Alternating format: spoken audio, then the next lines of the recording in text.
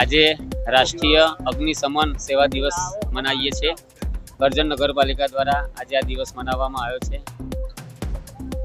આ અગ્નિશમનના એના દિવસે આખું વીક ઉજવવાનું છે। એમાં 14 તારીખથી 20 તારીખ સુધી લોકોને જનજાગૃતિ કરી અને આગના બચાવથી કે બીજી બધી કુદરતી આફતો અને માનવ સર્જિત આફતોથી કેવી રીતના બચાવી શકાય એનું અમારી ફાયરની ટીમ બધાને મોકડ્રીલ કરીને અને અલગ અલગ એક્સપેરિમેન્ટથી એમને લોકોને સમજાવવાના છે।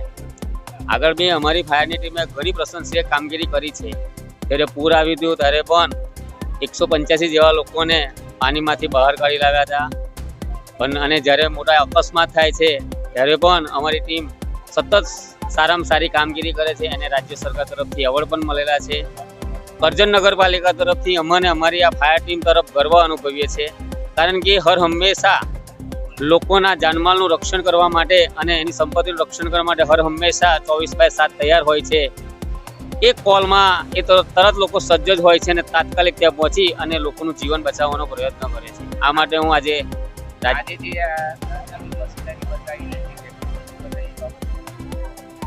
આ સરકાર પણ એના માટે બહુ જ ચિંતિત છે। આપણા માન્ય મોદી સાહેબ અને ભૂપેન્દ્ર પટેલની સરકાર પણ લોકોના જીવ કેવી રીતના બચાવવા અને લોકોની સંપત્તિનું રક્ષણ કેવી રીતના કરવું એના માટે સતત પ્રયત્નશીલ છે। એના માટે ગુજરાતમાં અલગ અલગ જગ્યાએ મોડેલ ફાયર સ્ટેશન પણ આપ્યા છે। કરજણ નગરપાલિકાને બી સેન્ટ્રલ ફાયર સ્ટેશન એમને આપ્યું છે।